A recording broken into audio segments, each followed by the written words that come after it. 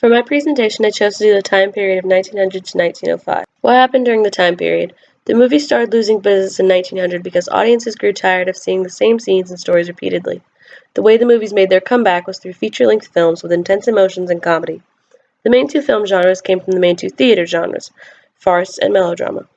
The fantasy genre came about in this time with imaginative scenes and ideas as well. The films created during this time were longer with more complex storylines. What technological innovations were made during that time? In between 1900 and 1905, the montage, or editing of films, the superimposition, which is multiple exposure shots, the hand painting of every frame of the film to add color, time-lapse photography, masking or matting the multi-exposure with black velvet to keep figures from looking transparent, using light from multiple sides, both above and to the side, and diffusing light with cloth rippled glass to make it not as harsh, were all used. Who was important in film? Georges Méliès. His movies were similar to the magic theater shows he had been performing. They contained impossible events and tricks, like objects disappearing or changing size. His early films had no plot. The special effects were there, and so he saw no need for one. His films between 1900 and 1905 developed plots and were longer than the 1 or 2 minute previous films. Perhaps his most famous film, A Trip to the Moon, in 1902, shows this best. In it, he combines his love of the fantastical and the need for a plot. Also, at the end of 1896, he founded his own company, the Star Film Company. Edwin S. Porter. He was the first person to move the camera. He does this in The Life of an American Fireman. He pans it.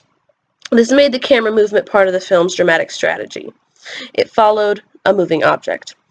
His other film from 1903 was The Great Train Robbery. In it, he uses the ellipses, a backward leap in time, to answer questions the audience may ask. Max Linder. He was one of the first great film clowns. He set patterns for following comedic actors to follow, such as Charlie Chaplin. It was the tiny man who used his small size to contrast the bigger opponents he faced. Emile Cole. He was an extremely imaginative cartoonist. His films were full of line drawing of objects becoming something else, such as a stick that becomes a man, then a window, or an angry woman whose head rolls off and turns into a parrot, a pool cue that becomes a straw. Which films were important? Why?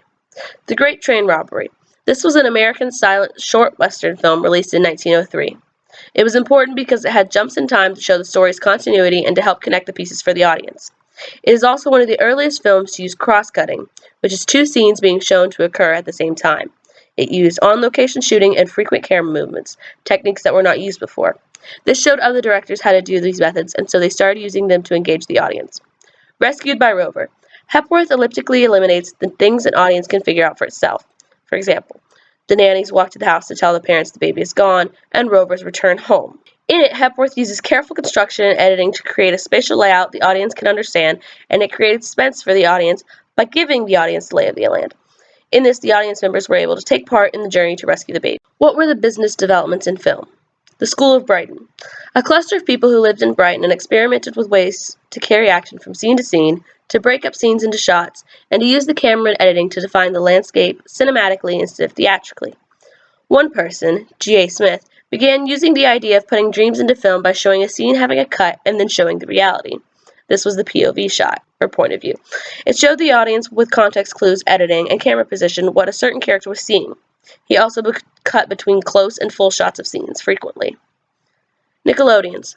The first Nickelodeon was established in 1905. It was the first permanent place for the sole purpose of showing motion pictures. The Nickelodeons were so common that there came a need for new films multiple times a week.